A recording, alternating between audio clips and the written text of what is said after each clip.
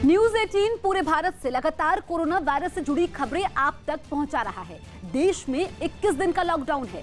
आप भी नियमों का पालन करें और खुद को सुरक्षित रखने के लिए घर में ही रहें। न्यूज 18 इंडिया हर घंटे कोरोना बुलेटिन भी आप तक पहुंचा रहा है।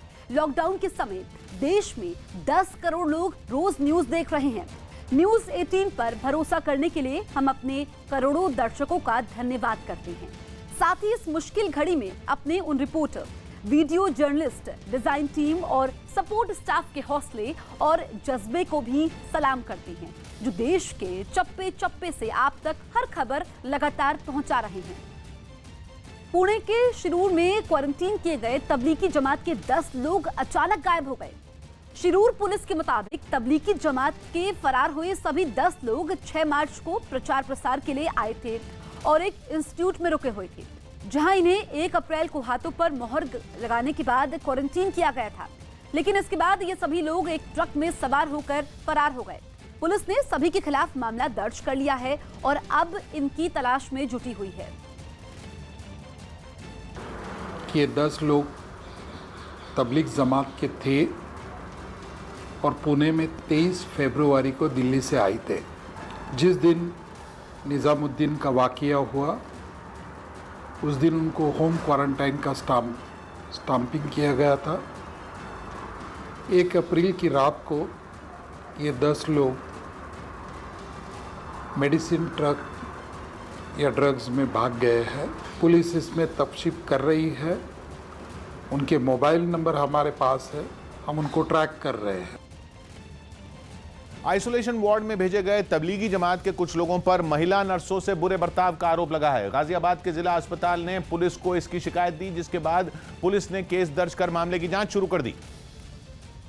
और जांच शुरू होते ही अस्पताल से 5 मरीजों को शिफ्ट कर दिया गया, जबकि एक कोरोना पॉजिटिव मरीज को अभी अस्पताल में ही रखा गया है। इन्होंने लगातार उनके साथ बदतमीजी करी और कई तरह का बुरा बर्ताव किया, जिसको लेकर प्रशासन सक्रिय रहा और देर रात उन 6 लोगों के खिलाफ एफआईआर की गई है। यूपी के गाजियाबाद के जिला अस्पताल में जमात से जुड़े 6 लोग 31 मार्च से भर्ती थे, लेकिन 2 अप्रैल को ही नौबत यह आ गई कि चीफ मेडिकल सुपरिंटेंडेंट को इनकी शिकायत जिला पुलिस को करनी पड़ी। शिकायत यह है कि अस्पताल की महिला कर्मचारियों को अश्लील इशारे किए गए, वार्ड में अश्लील गाने सुने गए, स्टाफ से बीड़ी और सिगरेट की मांग की गई और यहाँ तक कि वार्ड में बिना कपड़ों के घूमने का भी आरोप लगाया गया। कपड़े बदलना, नंगे नाच करना, वहाँ पे अपने आप कपड़े उतार कर तेज आवाज़, वो जो भी मोबाइल रखते हैं उस पर डांस करना, ये सब चीज़ें उनकी प्रैक्टिस में थी।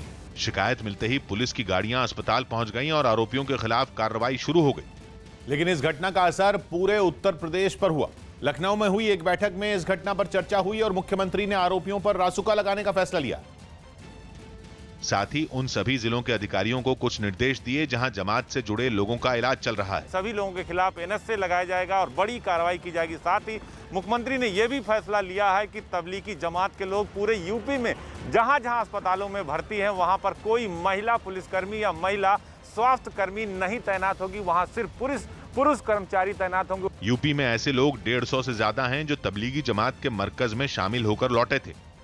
इस बीच दिल्ली के निजामुद्दीन मरकज में तबलीगी जमात के कार्यक्रम में शामिल लोगों के कोरोना कनेक्शन से जुड़ी कई बड़ी बातें सामने आई हैं। स्वास्थ्य मंत्रालय के मुताबिक तेलंगाना में 18 मार्च को इंडोनेशिया के 9 नागरिकों की जांच हुई, जिसमें वो कोरोना पॉजिटिव पाए गए। पूछताछ में पता चला कि सभी लोग दिल्ली में तबलीगी जमात के कार्यक्रम में शामिल हुए थे। अगले दिन 19 मार्च को यह जानकारी दिल्ली सरकार को दी गई, जिसके बाद जांच के लिए एक टीम मरकज पहुंची। आरोप है कि तबलीगी जमात के लोगों ने जांच टीम को मरकज के अंदर जाने ही नहीं दिया। इसके बाद 21 और 22 मार्च को तेलंगाना में तबलीगी जमात के 4 और लोग पॉजिटिव पाए गए। 2 दिन बाद तेलंगाना में ही मरकज से जुड़े 7 और लोगों में कोरोना वायरस की पुष्टि हुई। बाद में national centre for disease control ने मरकज में बड़ी संख्या में लोगों के होने की जानकारी दी और इस जानकारी के सामने आने के बाद केंद्र सरकार ने एक्शन शुरू किया। दिल्ली में कोरोना के मरीजों की संख्या तेजी से बढ़ रही है। दिल्ली में कोरोना पॉजिटिव लोगों की संख्या अब तक 386 तक पहुंच गई है। महज 24 घंटों में दिल्ली में कोरोना के 93 नए मामले सामने आए हैं। दिल्ली के कुल 386 मरीजों में 259 मामले तबलीगी मरकज से जुड़े हुए हैं। पिछले 24 घंटों में 2 मौत के साथ ही दिल्ली में कोरोना से मरने वालों का आंकड़ा 6 पहुंच गया, जबकि 10 मरीज ठीक हुए हैं। यूपी के कन्नौज में कुछ लोगों ने पुलिस पर हमला कर दिया। वहां प्रशासन की अपील के बाद मस्जिदों के दरवाजे नमाज पढ़ने वालों के लिए बंद कर दिए गए, तो कुछ लोग एक घर में नमाज पढ़ने के लिए इकट्ठा हो गए। ऐसे लोगों की खबर मिलने पर जब कन्नौज पुलिस मौके पर पहुंची तो नमाज पढ़कर लौट रहे लोगों ने हमला कर दिया। आरोप है कि आसपास के मकानों की छतों से पुलिस को निशाना बनाकर पत्थर बरसाए जाने लगे। इस हमले में 2 पुलिसकर्मी बुरी तरह जख्मी हो गए, जिन्हें इलाज के लिए अस्पताल में दाखिल कराना पड़ा। वहाँ पे जो लोग थे वो हमलावर हो गए और फावरे और कुल्हाड़ी से हमारे जो जवान थे वहाँ पे उस पर अचानक हमला बोल दिया। कुछ ईंट पत्थर भी फेंके गए। जैसे ही बड़े अधिकारियों को हमले की जानकारी मिली, महकमा हरकत में आया और फौरन पुलिस का दस्ता दल बल के साथ मौके पर पहुंच गया। इसके घर में ये वाला मकान है, इधर से उसके ऊपर तो कम का 200 ही है। पुलिस ने उपद्रव के लिए इस्तेमाल जगहों की पड़ताल की और हमलावरों की पहचान कर उन्हें थाने ले गई। पुलिस इनके खिलाफ सख्त कार्रवाई की तैयारी कर रही है। ये तो बिल्कुल मानवता के ऊपर प्रहार है और हम लोग जो भी विधिक कार्रवाई होगी कठोर से कठोर कार्रवाई सुनिश्चित करेंगे। और पुलिस का सख्त रवैया महाराष्ट्र में भी दिखा, जहां तमाम अपील के बावजूद नमाज पढ़ने के लिए लॉकडाउन का उल्लंघन हुआ। राज्य के सांगली और सोलापुर में जुमे की नमाज पढ़ने बड़ी संख्या में लोग मस्जिदों में पहुंच गए। लेकिन ऐसे लोगों से निपटने के लिए पहले से तैयार सांगली पुलिस ने इस बार उन्हें सबक सिखा दिया। बरकत मस्जिद में पहुंचे करीब 40 नमाजियों को पुलिस ने पहले मस्जिद से बाहर बिठाया और फिर हिरासत में लेकर थाने पहुंचा दिया। सांगली की ही तरह सोलापुर की चिराग अली मस्जिद के पास मदरसे में करीब 50 लोग सामूहिक नमाज पढ़ने के लिए जमा हो गए। इतने लोगों के एक जगह जमा होने पर पुलिस ने उन्हें हिरासत में लेकर मुकदमा दर्ज कर लिया। मस्जिदमध्ये नव्हते परंतु बाजूला मदरशाच्या हॉलमध्ये बसून एक 40-45 युवक नमाजसाठी जमलेले असताना मिळून आले। त्यांना आम्ही ताब्यात घेतलेलं आहे आणि पुढील योग्य ती कारवाई करत आहोत। जाहिर है तमाम चेतावनियों के बावजूद कई लोग लॉकडाउन का पालन नहीं कर रहे। ऐसे में देश के कई शहरों में लॉकडाउन तोड़ने वालों पर सख्ती के लिए ड्रोन कैमरों से निगरानी शुरू हो गई।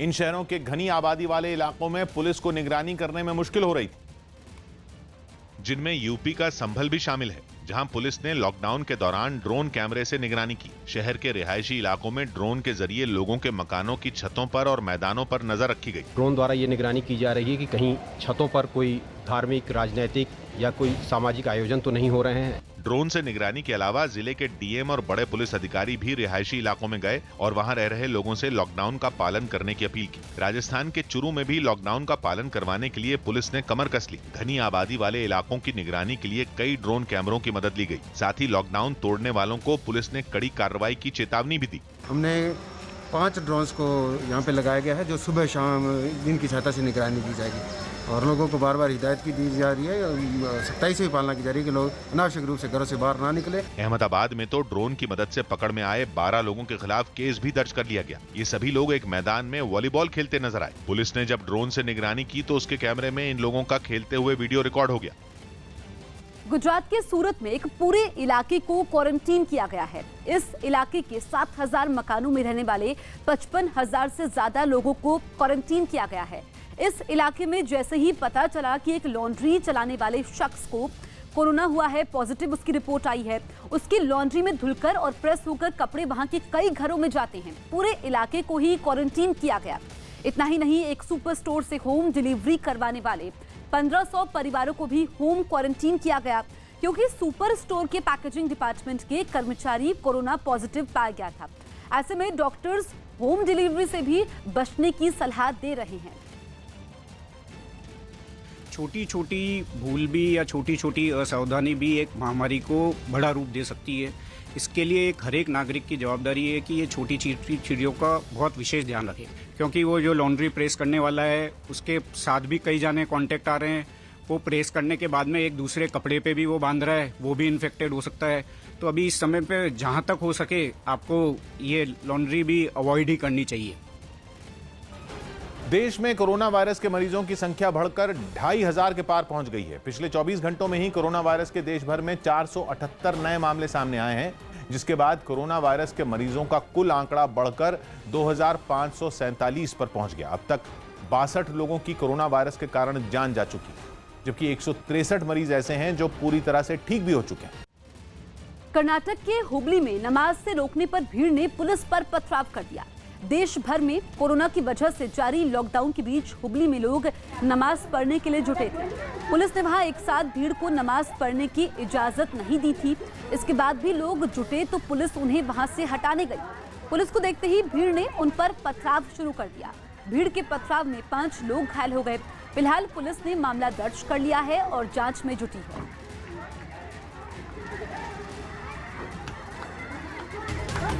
दिल्ली के पास नोएडा में जुमे की नमाज से पहले सुरक्षा सख्त कर दी गई। मस्जिदों में या मकानों की छतों पर लोगों की भीड़ न जुटे, इसके लिए पुलिस के बड़े अधिकारी भी सड़कों पर उतरे और कई मस्जिदों के आसपास ड्रोन से निगरानी की गई। जिन संकरी गलियों में पुलिस की गाड़ी नहीं जा सकती, उनमें भी ड्रोन के जरिए नजर रखी गई। निगरानी से पहले ड्रोन ऑपरेट करने वाली टीम को पुलिस ने बारीकी से समझाया और फिर इलाके की एक मस्जिद के ऊपर ड्रोन उड़ाया गया।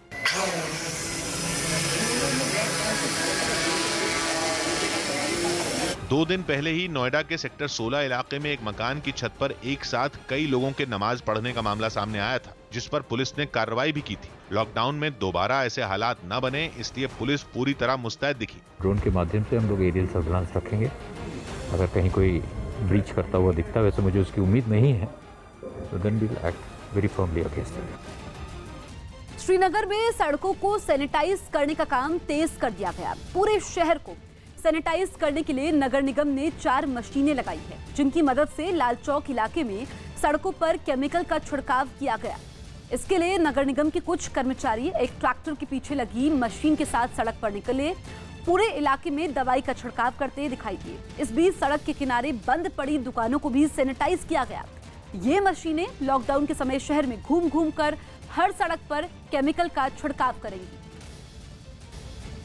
भोपाल में पुलिस वालों ने कोरोना वायरस के मरीजों के इलाज में जुटे डॉक्टरों और अस्पताल के कर्मचारियों की हौसला अफजाई की। ये सभी पुलिस वाले एक अस्पताल के बाहर पहुंचे और लाइन में खड़े होकर डॉक्टरों और अस्पताल के कर्मचारियों के लिए तालियां बजानी शुरू कर दी। इस दौरान वहां मौजूद डॉक्टर भी एक लाइन में खड़े हो गए और पुलिस वालों के लिए ताली बजाने लगे।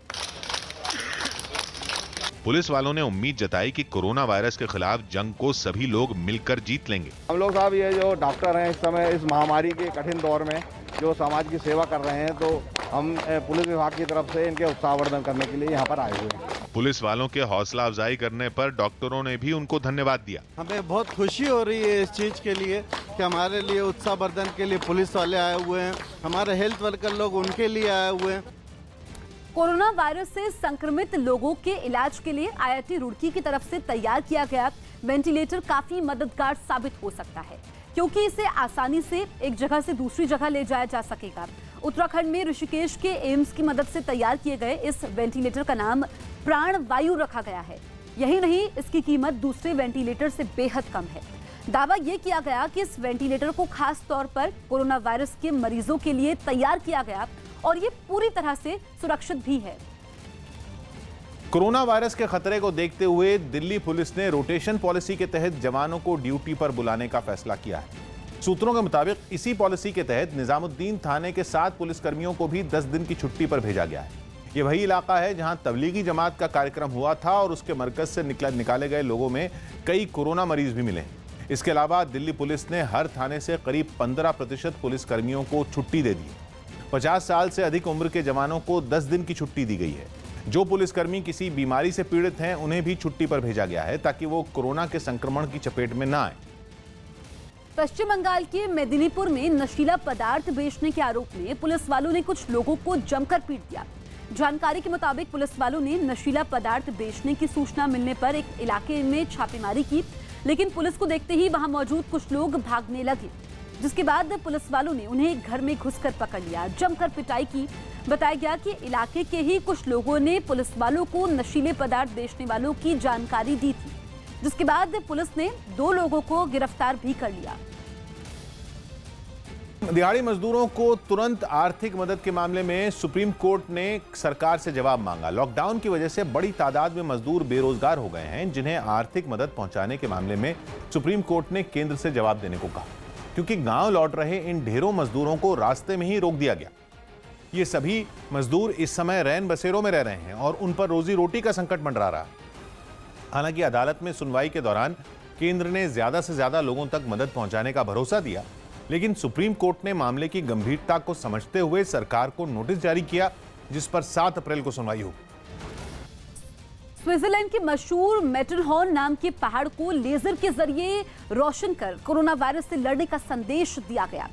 सूरज ढलने के बाद एक कलाकार ने प्रोजेक्टर से पहाड़ पर लाइट दी और रात के अंधेरे में पहाड़ जगमगा उठा। उस पर स्टे होम और होप लिखा नजर आया। इसके बाद पहाड़ पर स्विट्जरलैंड का झंडा और दिल बना हुआ भी दिखाई दिया। स्विट्जरलैंड में कोरोना वायरस के 19,000 से ज्यादा मामले सामने आ चुके हैं, जिनमें 500 से ज्यादा लोगों की मौत हो चुकी है। ऐसे में लोगों का हौसला बढ़ाने के लिए पहाड़ को रोशन किया गया। हैदराबाद में कोरोना के खतरे से लोगों को आगाह करने के लिए एक सामाजिक कार्यकर्ता ने अनोखा तरीका अपनाया। इस आदमी ने लोगों को कोरोना वायरस से बचने के लिए एक डरावना हुलिया बना लिया और फिर सड़कों पर घूम रहे लोगों को डराकर बेवजह घर से बाहर न निकलने की अपील की। वो सबसे पहले मोटरसाइकिल पर जा रहे 2 लोगों के पास पहुंचे और उन्हें रोककर कोरोना के खतरे से आगाह किया और घरों में रहने की हिदायत दी। कोरोना को राक्षस बताते हुए उन्होंने इसी तरह कई और लोगों को भी चेताया। लॉकडाउन के नियमों को नहीं मानने वालों को तो वो सड़कों पर दौड़ाते भी दिखाई दिए। इसी बीच वो सड़क के किनारे फल बेचने वाली महिलाओं के पास पहुंच गए। महिलाएं राक्षस जैसी शक्ल वाले आदमी को देखकर घबरा गईं और उठकर वहां से जाने लगी। सड़कों पर घूम घूम कर कोरोना के खतरे से लोगों को आगाह करने का ये सिलसिला काफी देर तक चलता रहा, जिसका असर भी दिखा। వాళ్ళ సేవలను కూడా గుర్తించుకునే పరిస్థితి లేదు ఇక్కడ। కాబట్టి ఈ దేశమన్నో ఈ దేశ ప్రజలన్న అమితమైన ఇష్టం నాకు। मध्य प्रदेश के रायपुर में कोरोना से जंग जीतकर लौटी एक महिला का अनोखे अंदाज में स्वागत किया गया। कोरोना की बीमारी को हराकर लौटी महिला का वहां रहने वाले लोगों ने ताली और थाली बजाकर स्वागत किया। महिला को कोरोना पॉजिटिव पाए जाने के बाद अस्पताल में भर्ती करवाया गया था, जहां से ठीक होने के बाद वो वापस अपने घर आई।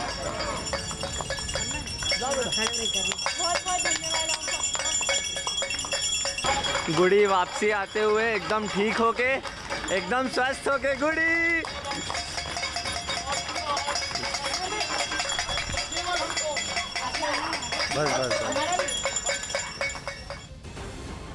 पटना में केंद्रीय मंत्री रामविलास पासवान की लोक जनशक्ति पार्टी के कार्यकर्ताओं ने पीएम की अपील के बारे में लोगों को जागरूक किया। पीएम ने कोरोना के अंधकार के खिलाफ लोगों से 5 अप्रैल को रात 9 बजे 9 मिनट के लिए मोमबत्ती, दिए या फिर टॉर्च से रोशनी फैलाने की अपील की है, जिस पर लोक जनशक्ति पार्टी के कार्यकर्ताओं ने जागरूकता अभियान चलाया। उन्होंने लोगों को मोमबत्तियां देकर उनसे पीएम की अपील से जुड़ने का आग्रह किया। इसको अपने घर में 5 अप्रैल को रात में 9 बजे जलाइएगा। प्रधानमंत्री जी का आह्वान हुआ है कोरोना को भगाने के लिए। कोरोना के खतरे को ध्यान में रखते हुए उन्होंने मोमबत्तियों को पहले सैनिटाइज भी किया। इसके बाद वहां ड्यूटी पर तैनात पुलिस वालों को भी पीएम की अपील के बारे में बताया। आप लोग ड्यूटी कर रहे हैं लगातार हम लोगों के बीच, इसलिए आप लोगों को हम लोग कैंडल देकर जागरूक कर रहे हैं। अपने घर में जलाएंगे आप लोग। लोक जनशक्ति पार्टी के कार्यकर्ताओं ने दावा किया कि वो पीएम की अपील को सफल बनाने के लिए ज्यादा से ज्यादा लोगों तक मोमबत्तियां पहुंचाने का भी काम करेंगे। दिल्ली के पास गुरुग्राम में कोरोना से जंग लड़ रहे सफाई कर्मचारियों पर फूलों की बारिश की गई। कोरोना वायरस के खतरे के बीच ये कर्मचारी लगातार शहर की सफाई व्यवस्था संभाले हुए हैं और यही वजह रही कि लोगों ने सफाई कर्मचारियों पर फूलों की बारिश कर उन्हें सम्मानित किया।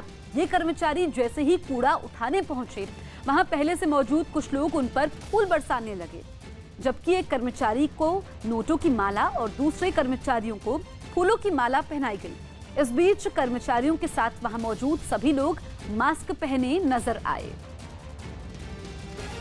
मुंबई एयरपोर्ट की सुरक्षा में तैनात सीआईएसएफ के 6 और जवान कोरोना वायरस की चपेट में आ गए, जिन्हें इलाज के लिए अस्पताल में भर्ती कराया गया है। सबसे पहले मुंबई एयरपोर्ट पर तैनात सीआईएसएफ का एक जवान कोरोना वायरस से संक्रमित हुआ था।